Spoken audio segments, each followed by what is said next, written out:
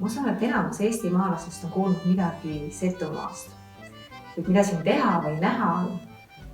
Seda ma seekord uurima tulingi. Siin on väga uhke loodus, väga ilusad urud, kuid siin on ka väga uhke kultuur, mida täitsa tasub uurima tulla. Nagu näha oli, siis sain ma Obinitsa muuseumis selga proovida Seto naise rahvariideid ja neid seljas kandes tekkis täitsa kuninglik tunne. Seto abielunaise kõige tunnuslikum rõivaosa on pealinik, mis on kaetud peavööga ja kaunistatud rohkete lintidega. Sellise kandilise peakuju saamiseks pannakse pealiniku alla linakiust punutud patsid ja nende peale linik koos vöö ja muuga. Öeldakse, et Seto naist on enne kuulda kui näha, nõnda kõvasti kõlisevad tema uhked hõbeehted. Ehete puhul on 2 kindlat reeglit. Esiteks, mida rohkem, seda uhkem. Teiseks, hõbesõlg on ainult viljakas eas naise tunnus. Esimene, mis mõttesse tuleb kuuldes sõna Setomaa, on Seto Leelo ja leelotajad. Obinitsa Paisjärve kõrgel kaldal seisab kivist Seto lauluema kuju ning see on mälestusmärk kõikidele Setomaa lauluemadele. Seto Leelo arvatakse olevat enam kui 1000 aastat vana ning Seto Leelo on kantud ka UNESCO vaimse kultuuripärandi esindusnimekirja. Taarka Taro köögikõnu on Obinitsas üks kodune ja hubase interjööriga söögikoht. Tõesti tore ja sõbralik koht. Kuid veidike ka setode söökidest. Setodel on 3 väga põneva nimega suppi. Esimene on suulliim ja liimiga ei ole siin midagi tegemist.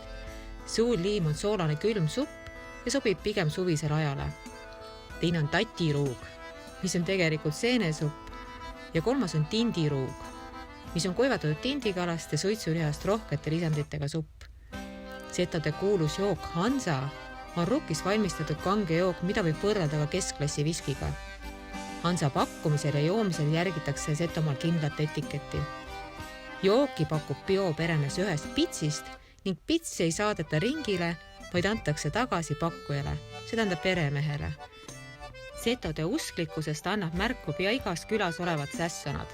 Väikesed külakabelid, mis väljaspoolt paistavad välja nagu aiakuurid, kuid katusel on siiski olemas rist, mis näitab, et tegemist on pühakojaga.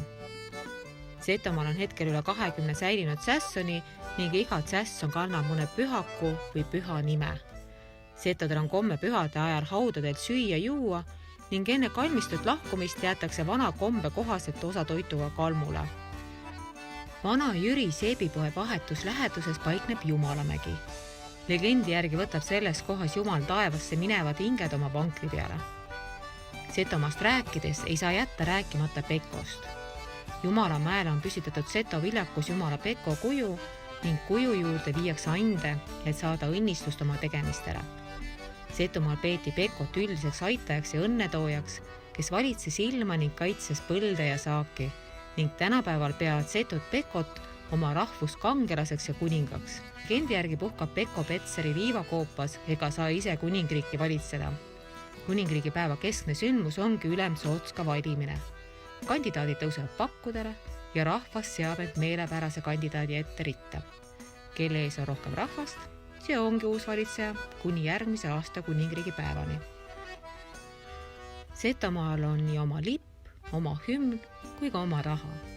Seto kroon võeti käibele 2015. aastal Seto kuningriigi päeval. See on täiesti käibiv raha, mida saab kasutada enamikus Setomaa ostukohtades euroga võrdväärtse maksevahendina. Mereväe vaatetornist võib ilusa ilmaga näha Petseri kloostri kirikute kupleid, kuid meie neid seekord üles ei leidnud. Petseri oli sajandid Setomaa süda ja keskus. Setomaa tarupojad ei ole olnud orjad. Siin ei ole olnud mõisaid ega mõisnikke. Maad ja järv kuulusid Petseri kloostrile, mida kohalikud talupojad teatud rendi ees kasutasid. Nagu Setod ise ütlevad, ei ole nad ei eestlased ega ka mitte venelased. Venelastega seob neid usk, mõlemad kuuluvad õigeusku, kuid Eestimaaga kombed ja keel, kuigi põhjaeestlasena ma seto keelest hästi aru ei saa. Setomaa on hetkel jagatud 2, suurem osa on Venemaa territooriumil ja väiksem ehk siis 1/3 on Eestimaal, kuid kultuur ja kombed on paremini säilunud just Eesti poolel. Kuulsad Piusa kooped hakati Devoni heredasse liivakivisse kaevama umbes 100 aastat tagasi, kuna Piusa valge liiv sobis hästi klaaspudelite valmistamiseks. ning seda tehti kuni 1960. aastateni. Katedraale meenutavaid koopaid kasutavad talvise magamistoana mitmed nahkhiire liigid, kes tulevad siia talvituma kuni 100 kilomeetri raadiusest. Piusa jõe ürgkoru matkarada on maaliline.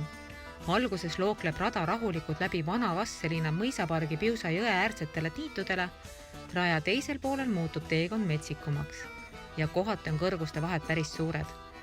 2 kõrget liivakivi paljandid Piusa jõe ääres kutsub kohalik rahvas härmamüürideks ning need on tõesti uhked ja ilusad.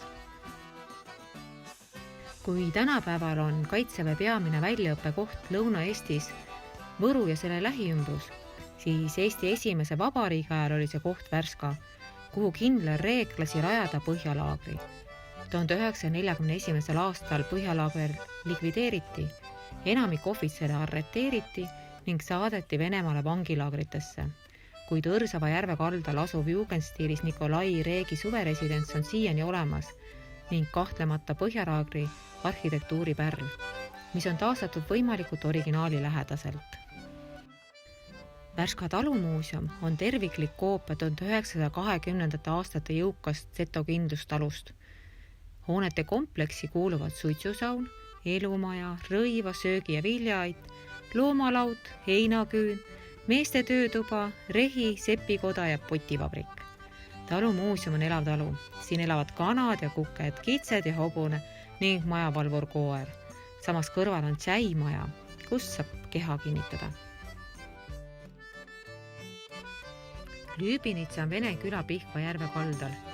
Siinsed elanikud tegelevad peamiselt sibulakasvatusega ja kalapüügiga, nagu järveäärsetes külades ikka.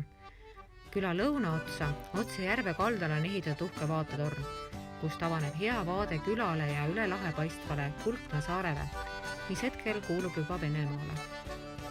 Seekordne külastus siia Venemaa piiri äärde saabki läbi ning ma soovitan siia tulla nii loodust imetlema ning siin on tõesti palju vaadata, kuid ka kogema veidike erinevat kultuuri ja kombestikku kui mujal Eestis. Ning siin on tegelikult palju rohkem näha ja kogeda, kui selles videos näha oli.